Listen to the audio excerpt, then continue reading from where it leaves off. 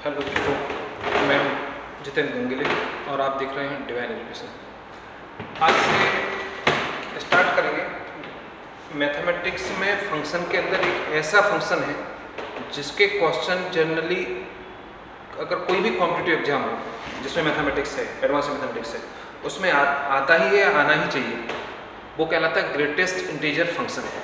तो बात करते हैं ग्रेटेस्ट इंटीजर फंक्शन क्या होता है।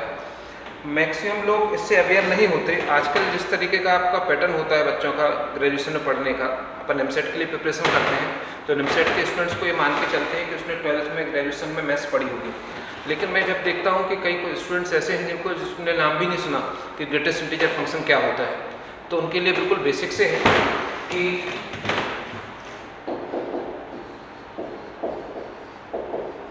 ग्रेटेस्ट इंटीजर फंक्शन, इस फंक्शन के क्वेश्चन दो प्रकार से आते हैं, जनरली दो जगह आते हैं। एक तो डेफिनेटिकल में इसके क्वेश्चन आते हैं, सेकंड वन जो है वो लिमिट के अंदर या डिफरेंशिएशन के अंदर आते हैं। डिफरेंशिएशन में तो बहुत कम है, लेकिन लिमिट में आते हैं इसके क्वेश्चन। तो लिमिट और डेफिनेटिकल के अंदर ग्रेटेस्ट इंटीजर फंक्शन का यूज होता है। तो पहले समझते हैं कि ग्रेटेस्ट इंटीजर फंक्शन होता क्या है, फिर उसके बाद इसके क्वेश्चन डेफिनेटिकल के कुछ क्वेश्चन डिस्कस करेंगे। तो f of x equal to square bracket के अंदर अगर x लिखा है तो it is called greatest integer function, और या तो इसको बोलते हैं ग्रेटेस्ट इंटीजर फंक्शन, या इसी को जब पढ़ते हैं रीड करते हैं तो बोलते हैं integer part of x, integer part of x या ग्रेटेस्ट इंटीजर फंक्शन एक ही बात है। तो मान लो किसी क्वेश्चन में एक फंक्शन दिया गया है, मान लो कि कहीं दिया है कि sin x प्लस 5, तो क्वेश्चन में ऐसा डिफाइन होगा कि भैया स्क्वायर ब्रैकेट के अंदर dot is greatest integer function, ऐसा लिखा हुआ आएगा। अगर ये डिफाइन नहीं है तो वो ग्रेटेस्ट इंटीजर फंक्शन नहीं है। तो अगर कोई क्वेश्चन आता है और आपको कैसे पहचाने ग्रेटेस्ट इंटीजर फंक्शन है या नहीं, तो ये इसमें डिफाइन होगा, तभी आप इस फंक्शन का यूज करोगे या इस फंक्शन की प्रॉपर्टी का यूज करोगे। तो आपको ये f of x equal to square bracket के अंदर x है तो ग्रेटेस्ट इंटीजर फंक्शन, जैसा कि नाम से समझ में आ रहा है ग्रेटेस्ट इंटीजर फंक्शन या इंटीजर पार्ट ऑफ x, इसका मतलब ये हुआ कि इस ब्रैकेट में अगर कुछ भी दिया हुआ है तो आपको इसका हमेशा इंटीजर पार्ट ही लेना है। 3.9 का जैसे 3 हो गया, सपोज 3.3 होता तब भी इसका आंसर 3 ही आता। इंटीजर 3.9 या 3.3 का इंटीजर पार्ट क्या है, 3 है। लेकिन अगर मान लो -3.9 होता तो इसका इंटीजर पार्ट होता -4, या -3.3 होता तब भी इसका इंटीजर पार्ट होता -4। अगर इंटीजर पार्ट ऑफ 5 है तो 5 ही होता इसका आंसर, 0 है तो 0 ही होता, 1.99 है तब भी 1 ही होता, 2.74 है तब भी 2 ही होता, -6.1 है तो -7 होता।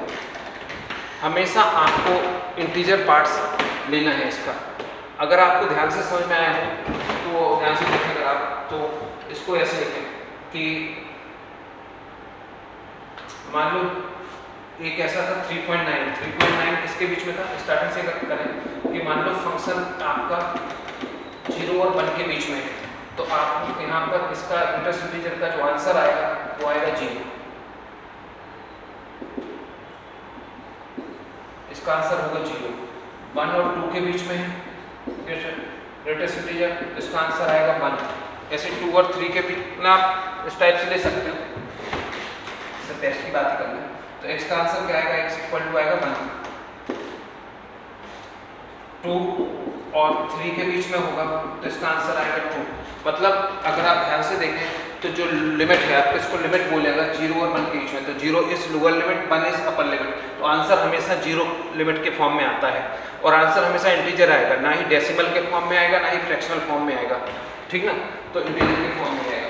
रफ वे में आप समझ सकते हैं कि अगर आपको किसी का भी greatest integer function find out करना है तो आप, जैसे मैं बोलूँ सपोज कि -8.9, इसका ग्रेटेस्ट इंटीजर पार्ट क्या होगा?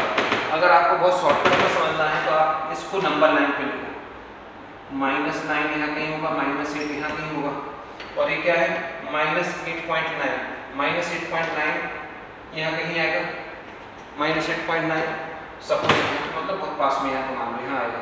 तो हमेशा आपको क्या करना है कि नंबर लाइन पे जो भी ग्रेटेस्ट इंटीजर के अंदर लिखा है जो भी नंबर, उसको नंबर लाइन पे लिखना, और उसके जस्ट लेफ्ट में जो वैल्यू होगी वही इस पूरे का आंसर होगा। जो लेफ्ट में जो वैल्यू होगी वही इस पूरे का आंसर होगा।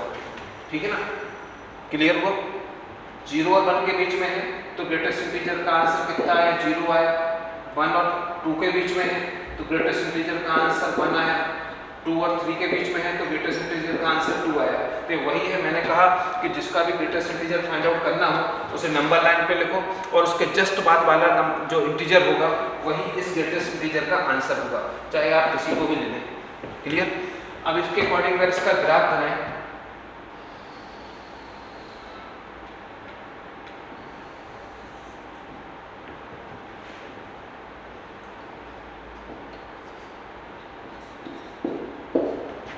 सपोज 0 1 2 3, यहाँ भी 1 2 और 3, यहाँ पर -1 -2 -3, ये -1 -2 और -3। तो जैसा मैंने डिस्कस किया कि 0 और 1 के बीच में लेते हैं, 0 और 1 के बीच में लेते हैं तो ग्रेटेस्ट इंटीजर का आंसर क्या आता है? 0। 0 और 1 के बीच में 1 2 3 4, 0 और 1 के बीच में लेंगे तो 0 पे इक्वल टू का साइन है और 1 पे, तो आंसर क्या आया? 1। 0 और 1 के बीच में 0 और 1 के बीच में आप लेते हैं तो आंसर क्या आता है? 0।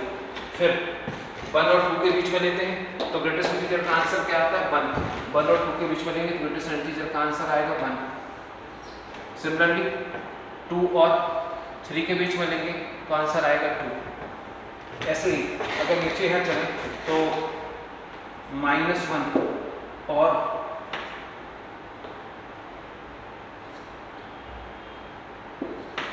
-1 और 0 के बीच में लेंगे तो क्या आएगा? -1 और 0 के बीच में लेंगे तो आंसर आएगा -1।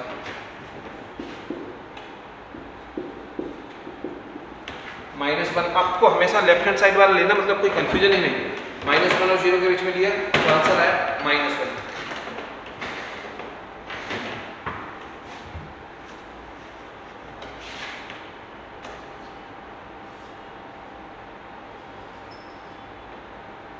अगेन यहाँ पे आएगा -2, अगेन -3। बिल्कुल सिंपल है। तो अपन ने भी ग्राफ डिस्कस किया। ग्राफ में क्या था कि 0 और 1 के बीच में हो तो 0 आएगा, 1 और 2 के बीच में 1, तो इसके अकॉर्डिंग अपन ने सारा ग्राफ बना लिया। अब अगर आपको पता करना है कि ग्रेटेस्ट इंटीजर की डोमेन क्या है और रेंज क्या है, बहुत इंपॉर्टेंट होता है कि आप कोई फंक्शन है उसकी डोमेन पता हो, रेंज पता हो। डोमेन का मतलब होता है वो सारी वैल्यू का कलेक्शन जो आप उस फंक्शन में पुट कर सकते हो, और रेंज मतलब उन वैल्यू को पुट करने पे जो जो आंसर पॉसिबल आंसर है वो सारे, वो कहलाते हैं रेंज। ग्राफिकल मेथड या ग्राफिकल डेफिनेशन मैंने आपको बताई थी कि covered portion of x axis covered by graph is called domain, और covered portion of y axis covered by graph is called range. तो जब आपको इसकी डोमेन निकालना हो, डोमेन जिसे डी एफ से नोट करेंगे, तो डोमेन क्या होगी? एक्स एक्सिस का कवर्ड पोर्शन। तो अगर आप ध्यान से देखें तो पूरा एक्स एक्सिस कवर कर रखा है, पूरा एक्स एक्सिस कवर है। आप कहेंगे नहीं यहाँ तो ये तो ओपन है, तो इस पे अगर लाइन खींचेंगे तो यहाँ तो क्लोज है ना, तो पूरा एक्स एक्सिस कवर कर रखा है। तो डोमेन इसकी क्या हो जाएगी? आर बोले या -∞ से +∞ बोले एक ही बात है। तो डोमेन हो गई आर। और अगर इसी की रेंज की बात करें कि रेंज क्या होगी, जैसे आर एफ से, तो जो रेंज होगी, रेंज क्या होगी? रेंज ये क्या दे रहा है? अगर आप ध्यान से समझें तो यहाँ दिया है ये बीच का पोर्शन खाली है, ये बीच का खाली है, आगे भी खाली रहेगा, बट 2 नंबर के बीच का पोर्शन खाली है, यहाँ पे कुछ नहीं आ रहा, यहाँ पे ग्राफ नहीं बन रहा है। इसका मतलब है ग्राफ सिर्फ कहाँ बन रहा है? ग्राफ सिर्फ बन रहा है इंटीजर पे। इसका नाम ही है greatest integer function. Greatest integer function वो है जिससे हमेशा जो आंसर आएगा वो इंटीजर के फॉर्म में आएगा। तो इसका रेंज क्या हो जाएगी? इंटीजर, माने आप कुछ भी पुट करो आंसर हमेशा क्या आएगा, इंटीजर। अब इंटीजर पॉजिटिव नेगेटिव कुछ भी हो तो इंटीजर ही आएगा। तो इसकी डोमेन होती है, इसकी रेंज होती है। आज क्वेश्चन करेंगे ग्रेटेस्ट इंटीजर फंक्शन से रिलेटेड डिफरेंशियल के क्वेश्चन। एक क्वेश्चन ऐसे होते हैं जो कंसेप्चुअल क्वेश्चन है, तो इन पर डिस्कस करेंगे। जैसे क्वेश्चन है कि 0 to 4 greatest integer of x dx। मैंने देखा है कि कई स्टूडेंट्स इसको क्या करते हैं, या तो इसको इस टाइप के क्वेश्चन अटेम्प्ट ही नहीं करते, या करते हैं तो उनको सोचते हैं कि ग्रेटेस्ट इंटीजर पता नहीं क्या चीज़ है, इसको सिंपल x ही लिख के सॉल्व कर देते हैं। लेकिन ऐसा नहीं है। इस क्वेश्चन अगर ऐसा क्वेश्चन आता है तो यहाँ पे लिखा रहेगा where is greatest integer function.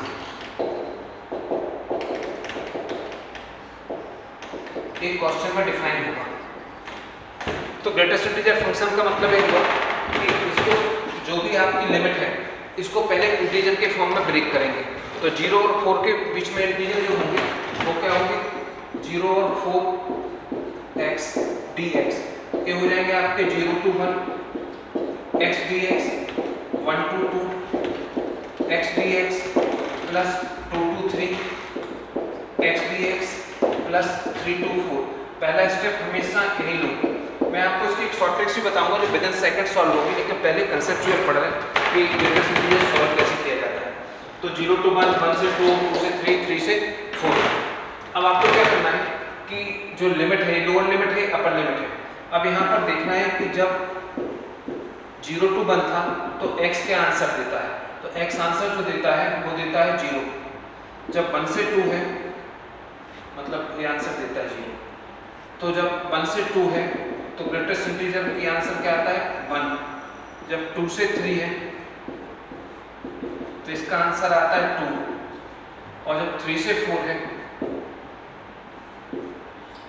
ये मैंने जब आपको ग्राफ पढ़ाया, ग्रेटेस्ट इंटीजर पढ़ाया, तब अपन ने डिस्कस किया कि ये क्या है, कैसे आता है।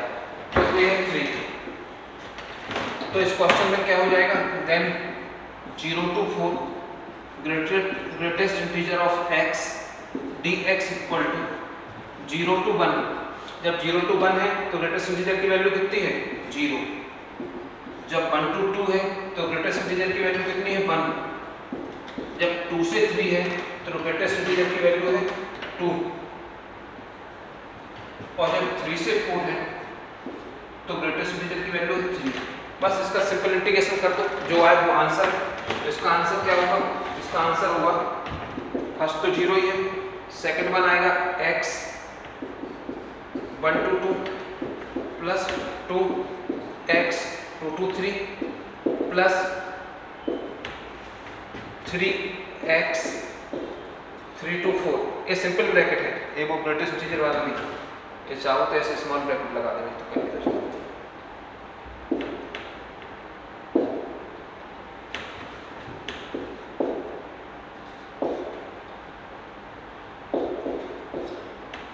अपन जानते हैं upper limit minus lower limit 2, 3 minus 2 plus 3, 4 minus 3।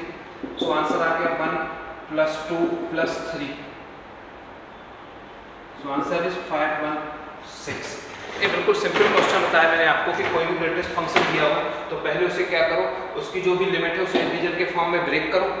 फिर जो जितने इंटीग्रेशन बने हुए हैं उनकी लोअर लिमिट और अपर लिमिट में x की वैल्यू निकालो जो हमेशा लोअर निकलेगी, वो यहाँ पुट कर दो, सिंपल इंटीग्रेशन करो, कुछ भी नहीं है। ठीक है, सॉल्व करो। अब क्वेश्चन है 0 to 1 greatest integer of 3x। तो 0 to 1 लिमिट को ब्रेक करेंगे, लेकिन यहाँ पे फंक्शन 3x है, तो आप क्या करेंगे, ऐसे ब्रेक करेंगे कि 3x इक्वल टू 0। तो x इक्वल टू क्या है 0, फिर 3x इक्वल टू 1। 0 से लेके 0 से लिमिट स्टार्ट होनी चाहिए और 1 पे खत्म होना चाहिए, ऐसे ब्रेक करना है। तो 0 पुट करने पे 0 आया, लेकिन जब 1 लिया तो x इक्वल टू 1/3। जब 2 लिया तो x इक्वल टू 2/3। और जब 3x इक्वल टू 3 लिया तो x इक्वल टू 1। ये आपकी 0 से 1 के बीच में लिमिट 4 पार्ट्स में डिवाइड हो गई, 3 पार्ट्स में होगी। पहली लिमिट आएगी 0 to 1/3, तो second one is 1/3 to 2/3 and third one is 2/3 to 1। ऐसे आपके 3 पार्ट्स में आपकी लिमिट ब्रेक होगी। ठीक है। तो आपको जो भी लिमिट दी हो सबसे पहले उसको ब्रेक करते हैं। नाउ अब क्वेश्चन क्या हो गया, क्वेश्चन था आपका 0 to 1 greatest integer of 3x dx equal to, first one हो गया 0 to 1/3 3x dx प्लस 1/3 से 2/3 3x dx एंड 2/3 से 3x dx। ये आपका क्वेश्चन हो गया, ठीक है। अब 3 इस लिमिट के लिए 3x की वैल्यू निकालें, इस लिमिट के लिए भी 3x की वैल्यू निकालें, इस पर डिस्कस करते हैं क्या है। जब आपकी लिमिट 0 to 1/3 थी तो मैंने कहा कि यहाँ से x की जो वैल्यू आएगी वो कितनी आएगी, 0, ठीक है। लेकिन जब यहाँ 3x है 3x, तो इसका मतलब क्या हुआ कि 3 into 0, तो इस पूरे ऐसा समझ लें कि x equal to 0, x equal to 0, तो 3x के लिए क्या होगा, आप चाहें तो ऐसे लिख सकते हैं कि 3x ऐसे 3x, तो x इक्वल टू 0, तो 3x इक्वल टू क्या होगा, 3 into 0, मतलब क्या आ गया 0। जब 1/3 से 3x 2/3 थी तो इसमें क्या होगा, x equal to 1/3, then 3x equal to कितना होगा, 3 into 1/3, मतलब कितना हो गया 1। ऐसे ही जब 2/3 से 3x 1 है तो ये हो गया आपका x equal to 2/3, x equal to 2/3, तो 3x equal to 3 into 2/3 that is 2। तो अब अपने को समझ में आ गया कि इस लिमिट के लिए इसकी वैल्यू 2 है, इस वाले लिमिट के लिए इसकी वैल्यू 1 है और इस वाले लिमिट के लिए इसकी वैल्यू 0 है। Put in equation first, equation first में तीनों वैल्यू पुट कर देंगे। इक्वेशन फर्स्ट में पुट की तो ये क्या हो जाएगा, 0 to 1 3x dx equal to 0 to 1/3, 0 to 1/3 के लिए क्या आया 0, 1/3 2/3 के लिए क्या आया 1 और 2/3 और 1 के लिए इसका आंसर आया 2। बस यही इनका इंटीग्रेशन कर दो जो कुछ है, तो पहला तो 0 ही रहेगा, सेकंड वाले का आंसर आएगा x, इंटीग्रेशन होगा x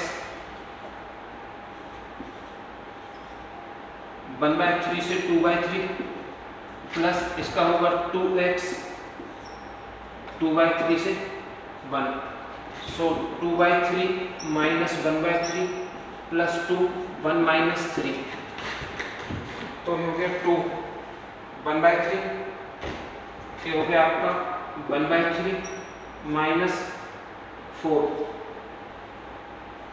तो आंसर हो गया -11/3, ये आपका आंसर है।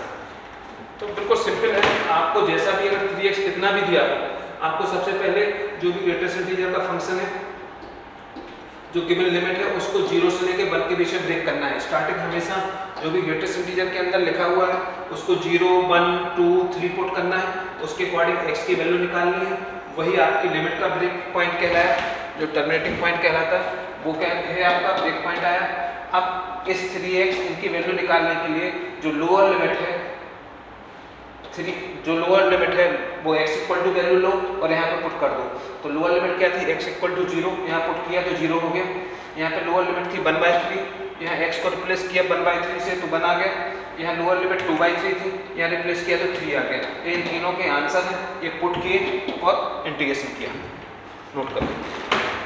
नेक्स्ट क्वेश्चन है कि इंटीग्रेशन ऑफ 1 to 2, लिमिट है आपकी 1 to 2 greatest integer of 3x dx।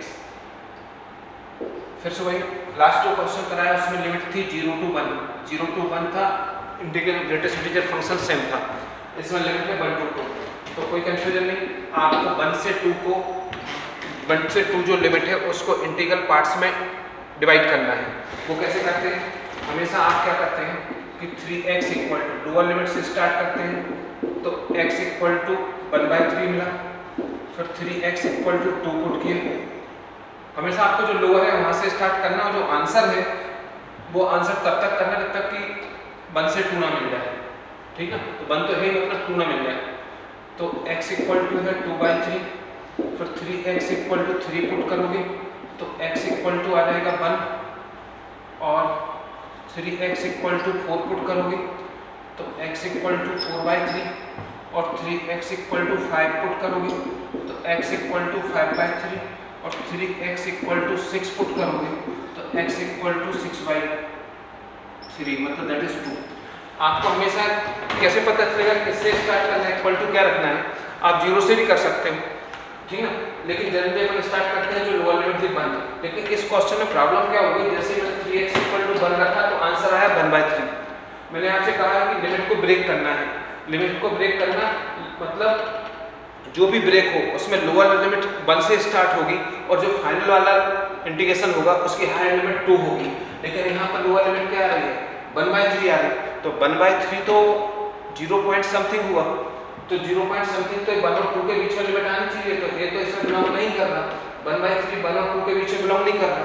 Similarly 2/3 भी 1 और 2 के बीच में बिलोंग नहीं कर रहा। तो ये दोनों लिमिट तो आएंगी ही नहीं।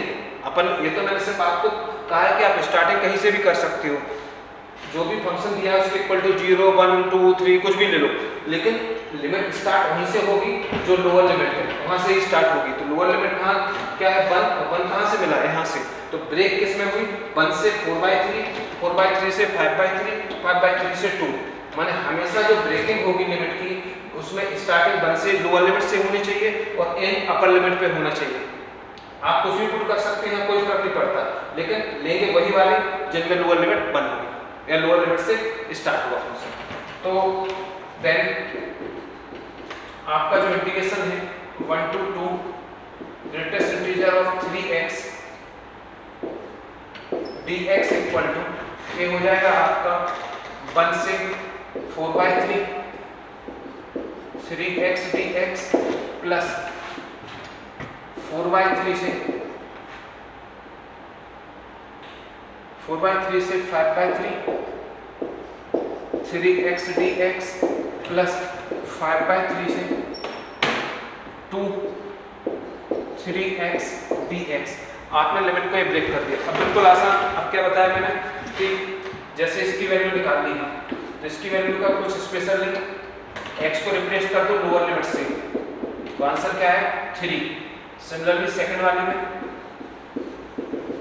इसमें माने ये समझ लो कि 1 और आप ऐसे लिख लो, कैसे भी लिख लो, समझाने का तरीका है 4/3 तो 3, इसको ऐसे किया जिसे रिप्लेस कर दिया, ऐसे लिख लेते हैं 1 to 4/3 के लिए। ऐसे ही दूसरा 4/3 से 5/3 लिमिट के लिए 3x का जो आंसर होगा वो होगा 3 इंटू इसकी लोअर लिमिट क्या है 4/3, तो हो गया 4। और जो लास्ट वाला है 5/3 से 2 के लिए 3x, ये हो गया 3 इंटू लोअर लिमिट है 5/3, तो ये हो गया 5। Then integration of 1 to 2 3x dx equal to 1 to 4/3, पहला आंसर है 3 dx, सेकंड वाला है 4/3 से 5/3 तो 4 dx, और फिर लास्ट वन इज 5/3 से 2 5 dx। ये आंसर है। इसका सिंपल तरीके से इंटीग्रेशन करो, जो कुछ है वही आंसर है। तो मैंने आपको बताया कि लिमिट को कैसे, इंटीग्रेशन की लिमिट कैसे ब्रेक करते हैं, और लिमिट ब्रेक करने के बाद जो ग्रेटेस्ट इंटीजर फंक्शन है इन लिमिट के अकॉर्डिंग उसका आंसर कैसे फाइंड आउट करने हैं। तो नेक्स्ट क्वेश्चन है integration of 0 to 2 greatest integer of x/2 dx। तो सबसे पहले तो मैं लिख नहीं रहा हूँ यहाँ पर, तो क्वेश्चन डिफाइन होगा कि this one is greatest integer function. तो सबसे पहले तो क्या करेंगे, 0 से 2 लिमिट को ब्रेक करेंगे। और लिमिट को ब्रेक करने का मतलब ये होगा कि आप जैसे x/2 है, जो भी ग्रेटेस्ट इंटीजर फंक्शन दिया उसके इक्वल टू 0 पुट करो।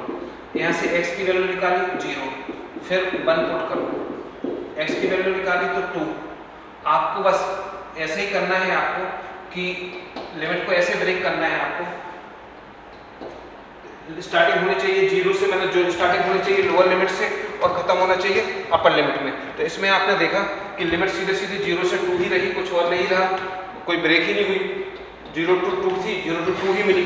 तो इसका मतलब है ये लिमिट x/2 के लिए 0 to 2 लिमिट ब्रेक नहीं होगी। ऐसे ही सॉल्व करना। तो अब फिर अपन क्या जानते हैं, देन इसमें लिमिट ब्रेक नहीं रही हुई तो सेम रहा, एज इट इज रहा। अब इसकी इस ग्रेटेस्ट इंटीजर की वैल्यू निकालने के लिए जब 0 to 2 थी तो इसका मतलब ये हुआ कि x की वैल्यू कितनी आई, x इक्वल टू आया 0, x इक्वल टू 0 आया तो x/2 इक्वल टू क्या हुआ 0/2, मतलब कितना हुआ 0। मतलब इसका आंसर क्या है ग्रेटेस्ट इंटीजर का, ये हो गया 0।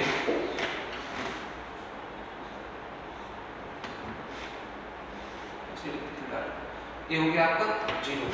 तो 0 to 2 के लिए आपको कुछ नहीं करना, जो भी लोअर लिमिट है वो यहाँ पुट कर दो, ग्रेटेस्ट इंटीजर का साइन हटा दो, तो वो इस ग्रेटेस्ट इंटीजर की वैल्यू होगी। तो क्या होगी 0dx, इसलिए इसका आंसर क्या हो गया 0। अब मान लो ऐसे क्वेश्चन दिए हैं जिसमें लोअर, अभी तक जो अपने क्वेश्चन किए उसमें लोअर लिमिट 0 थी, अपर लिमिट चाहे कुछ भी हो। अब मान लो क्वेश्चन ऐसा है कि लोअर लिमिट सपोज दी है 2, अपर लिमिट दी है 5 और यहाँ पर दिया है x dx, आपसे कहा जाता है। तो एक तरीका तो वही है कि 2 से अपन लोअर लिमिट से स्टार्ट करो, मतलब इसका आंसर जो होगा वो होगा 2 + 3 + 5 4 मतलब 7 9, ये हो जाएगा आंसर आपका 9। एक तरीका तो ये है कि लोअर लिमिट से आपने स्टार्ट किया और जो अपर लिमिट है उसके एक कम इंटीजर तक सॉल्व किया। तो एक तरीका तो ये हो गया। मैं दूसरा इसका एक शॉर्ट ट्रिक और बताता हूँ जो आपको तब काम में आएगी जब यहाँ पे कोई बहुत बड़ी वैल्यू दी रहेगी, ठीक ना। तो सबसे लेकिन ये लिमिट तभी लगेगी, ये फार्मूला बताता हूँ पहले, a to b x dx where a and b are integer, a और बी क्या है इंटीजर है। तो इसका जो फार्मूला होता है वो b + a - 1 b - a/2। अगर सिंपल x है, अगर x के मल्टीप्लाई में कुछ मान लो p है तो आप यहाँ पे इंटू p कर दो, x के मल्टीप्लाई में जो कुछ भी होगा वो अपॉन में आ जाएगा, ठीक है ना। तो अगर इसी क्वेश्चन को इस फार्मूले से सॉल्व करें तो कैसा होगा कि 2 to 5 x greatest integer of x dx है, अकॉर्डिंग टू दिस फार्मूला ये हो जाएगा 5 + 2 -1 5 - 2 तो कितना है 7 6 3/2, तो 2 से 3 टाइम कैंसिल, तो आंसर क्या है 9। और ऐसे में भी क्या है 9। तो आप बड़े से बड़ा क्वेश्चन इस फार्मूले की हेल्प से या इस शॉर्ट ट्रिक्स की हेल्प से कर सकते हो आप, चाहे कोई भी क्वेश्चन हो। तो आपको दोनों में शॉर्ट ट्रिक बता दी मैंने, कि सिंपल दिया हो तो ऐसे करना और दिया हो तो ऐसे करना। मान लो इसी में क्वेश्चन मान लो ये देता मैं सपोज 1 to 3 मान लो x/2 होता dx, ठीक है x/2 dx। तो आपको क्या करना है, ये दोनों इंटीजर फॉर्म में दिए, अगर किसी क्वेश्चन में इंटीजर में नहीं दिए होंगे तो सबसे पहले इनको इंटीजर में कन्वर्ट करेंगे, देन ये शॉर्ट ट्रिक्स यूज करेंगे। इसमें तो ऑलरेडी 1 to 3 इंटीजर दिए गए हैं, तो a की वैल्यू 1 है, b की वैल्यू 3 है। आपको कुछ नहीं करना, इस फार्मूले में वैल्यू पुट की 3 + 1 - 1 3 - 1/2, लेकिन 2 के साथ में मैंने ये कहा था कि x का जो भी कोफिशिएंट हो वो भी यहाँ मल्टीप्लाई में आ जाएगा। तो x का कोफिशिएंट यहाँ क्या है 1/2, तो 1/2 आ जाएगा, 2 से 2 कैंसिल, ये आपका आंसर आ गया 4 - 1 3 × 2, मतलब आंसर इज 6। आप अगर इसे सिंपल तरीके से सॉल्व करके देखना तो भी इसका आंसर 6 ही आएगा। तो नोट डाउन करें। अब जैसे अभी एक क्वेश्चन है, इस क्वेश्चन में क्या है लिमिट दी है -15/4 to 17/4 और ग्रेटेस्ट इंटीजर फंक्शन दिया है 2x - 1/2 dx। यहाँ पे डिफाइन होगा where is greatest integer function, shortcut में लिख देता हूँ इंटीजर फंक्शन, या इसको ऐसे बोलते हैं GIF। अगर कहीं ऐसा लिखा हो तो इसका मतलब यही है ग्रेटेस्ट इंटीजर फंक्शन। तो आपको क्वेश्चन दिया है, अभी तक हमने जितने भी क्वेश्चन किए उन क्वेश्चनों में जो लिमिट थी वो इंटीजर के फॉर्म में थी, इसमें जो लिमिट है वो फ्रैक्शनल फॉर्म में। तो इस क्वेश्चन को सॉल्व करने के दो तरीके हो सकते हैं। पहला तरीका तो ये है मेथड फर्स्ट, जो भी ग्रेटेस्ट इंटीजर के अंदर लिखा है 2x - 1/2 इसके इक्वल टू टी पुट कर दें।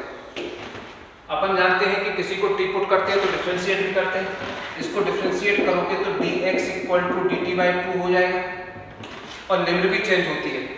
डेफिनेटिकल में अगर आप किसी को टी पुट करते हो तो उसकी लिमिट भी चेंज होगी। तो लिमिट चेंज करने के लिए फॉर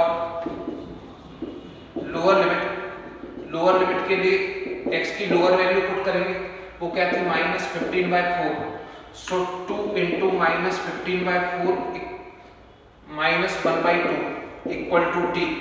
तो यहाँ से t की वैल्यू निकाले तो t = होगा 2 टाइम ये कैंसिल हो गए, सो -16/2 मतलब -8।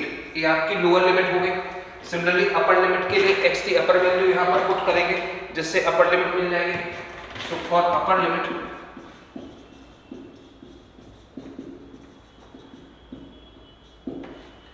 फुट x = 17/4, इसमें जिसको t पुट किया था ये हो जाएगा 2 × या t = 2 × 17/4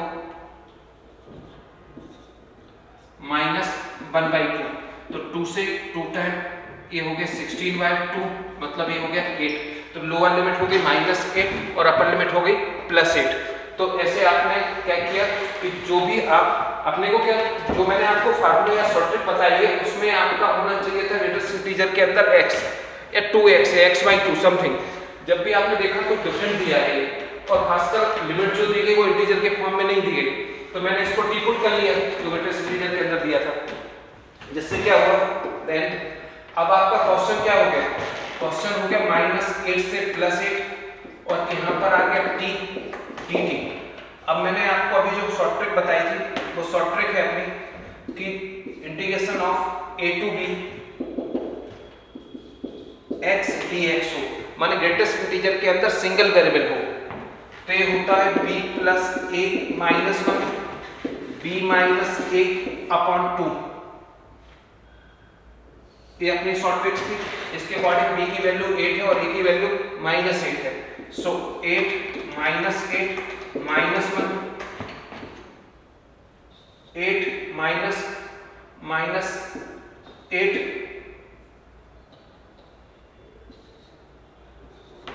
अपॉन 2, तो ये हो जाएगा -1 × 16/2। 2 से 8 टाइम कैंसिल तो आंसर आ गया -8। यही इसका फाइनल आंसर है। अब इसी क्वेश्चन को अगर अपन किसी दूसरी मेथड से करके देखें तो देखते हैं क्या आ रहा है।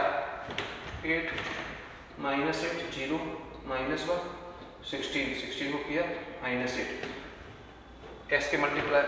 अच्छा एक चीज़ रह गई अपने ये क्या था 80/2 था, तो 2 छोड़ दिया अपन ने, जिसके कारण ये 2 भी आएगा यहाँ पे अपॉन 2, तो अपॉन 2 जिससे कैंसिल हुआ तो आंसर आया आपका -4। एक तरीका तो यह है इस क्वेश्चन को सॉल्व करने का, इसका आंसर -4 आया। सेकंड तरीका देखते हैं। सेकंड तरीके के लिए या सेकंड मेथड इसी को करें तो आंसर आ गया आपका -4, मतलब C answer is correct. Second method में सॉल्व करते हैं।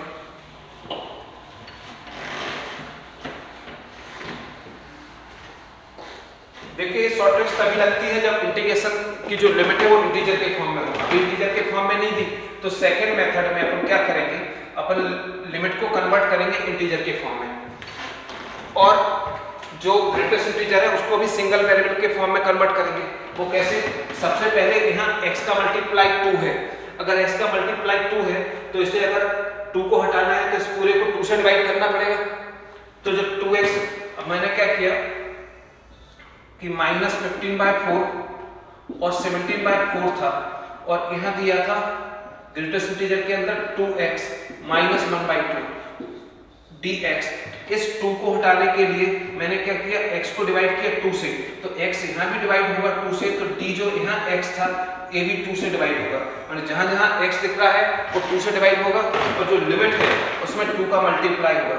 मतलब जो कुछ भी आप यहाँ इस ग्रेटेस्ट इंटीजर के साथ करेंगे, अगर ग्रेटेस्ट इंटीजर में x को 2 से डिवाइड किया तो लिमिट 2 से मल्टीप्लाई होगी, अगर ग्रेटेस्ट इंटीजर में कुछ प्लस किया तो लिमिट में माइनस होगा। क्लियर? 2 से डिवाइड किया, इससे क्या हो गया, नेक्स्ट स्टेप आया 17/2 अपॉन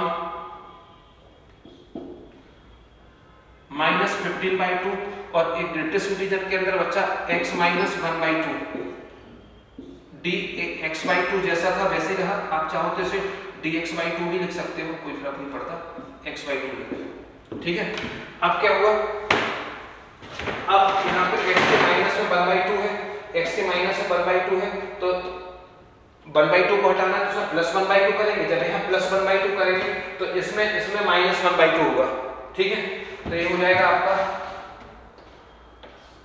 -15/2, 17/2। यहाँ पे ग्रेटेस्ट इंटीजर के अंदर क्या कर रहे हैं, x माइनस 1/2 प्लस 1/2। क्यों कर रहे हैं, क्योंकि इसको सिंगल x बनाना है, इसलिए ऐसा कर रहे हैं। जब यहाँ पे प्लस कर रहे हैं तो यहाँ पर क्या होगा, उसमें dx। तो इस बारे में तो एक काम करते हैं, यहाँ पे dx/2 था, ये बाहर ले लो 1/2, तो dx बचा। अब इस वाले में भी जो कुछ यहाँ किया इस x के साथ में होगा, तो x प्लस क्या हो जाएगा, 1/2 हो जाएगा, और यहाँ पे प्लस किया तो इसमें माइनस होगा 1/2, इसमें भी माइनस होगा 1/2, तो ये हो जाएगा कितना, 2 8, ये हो जाएगा -8, और यहाँ पे बचा x, ये है 1/2, और यहाँ पर क्या बचा, dx प्लस 1/2। ये आपका क्वेश्चन हो गया, dx प्लस 1/2। अब dx प्लस 1/2 हो या dx हो, दोनों एक ही बात है, मतलब वेरिएबल तो सिंगल है ना, तो इससे कोई फर्क नहीं पड़ता कि कुछ और है, मतलब dx के प्लस या माइनस में कोई कांस्टेंट हो तो कोई फर्क नहीं पड़ता, आप इसे dx लिख सकते हो। तो ये हो गया आपका 1/2 -8 to 8 x dx। इसमें वही फार्मूला लगा दिया, फार्मूला क्या था कि 1/2 b plus a -1 b minus a upon 2, ये आपका फार्मूला था, आंसर वही आएगा 1/2 ब्रैकेट के अंदर -1 इंटू 16 अपॉन 2 से 8 टाइम कैंसिल, और इस 2 से 4 टाइम कैंसिल, तो आपका जो फाइनल आंसर है वो आ गया -4। तो चाहे आपने लास्ट मेथड से किया शॉर्ट ट्रिक से तब भी वही आया, और ये थोड़ी सी लंबी मेथड है लेकिन ये भी सिंपल है। आपको क्या करना है कि जो भी ग्रेटेस्ट इंटीजर के अंदर लिखा है इसको सिंगल वेरिएबल में कन्वर्ट करना है, तो सिंगल वेरिएबल में कन्वर्ट करने के लिए जो भी आप इसके साथ करते हो वो उसका अपोजिट लिमिट के साथ होगा, और d के साथ जो x लिखा है, जो आप यहाँ x के साथ करते हो वही इस x के साथ होगा। सबसे पहले मैंने x का जो कोफिशिएंट 2 था उसको हटाने के लिए 2x को 2 से डिवाइड किया, 2x को 2 से डिवाइड किया तो इस x को भी 2 से डिवाइड करना पड़ा। जब इसका डिफरेंशिएट किया तो x/2 का डिफरेंशिएशन होता है dx, और 1/2 बाहर आ जाता है। जब यहाँ 2 से डिवाइड किया तो इन लिमिट में 2 से मल्टीप्लाई हुआ, जिससे a वाला स्टेप मिला। अब इसको सिंगल x बनाने के लिए इस -1/2 को भी हटाना है, -1/2 तभी हटेगा जब इसमें +1/2 करते, तो यहाँ +1/2 किया तो इस x के साथ भी +1/2 हुआ, और इन लिमिट में -1/2 हुआ। -1/2 सॉल्व करने पर 8 -8 आया, ये सिंगल x बन गया, और यहाँ पर dx प्लस 1/2 आया। तो dx प्लस 1/2 कहें या dx करें एक ही बात होता है, क्योंकि कांस्टेंट से कोई फर्क नहीं पड़ता। तो ये सेम एक क्वेश्चन बन गया, इससे वही शॉर्ट ट्रिक्स लगाई जिससे आपका आंसर आ गया। तो दोनों में से आप किसी भी मेथड का यूज कर सकते हो जब आपका यहाँ पे कोई डिफरेंट टाइप का फंक्शन हो या लिमिट आपके फ्रैक्शन के फॉर्म में हो। तो नोट डाउन करें, बहुत अच्छी शॉर्ट ट्रिक है, बहुत अच्छा क्वेश्चन है। ऐसे क्वेश्चन एग्जाम में आ सकते हैं, आप थोड़ा ध्यान से करें तो विद इन सेकेंड इनका आंसर आता है। चलिए।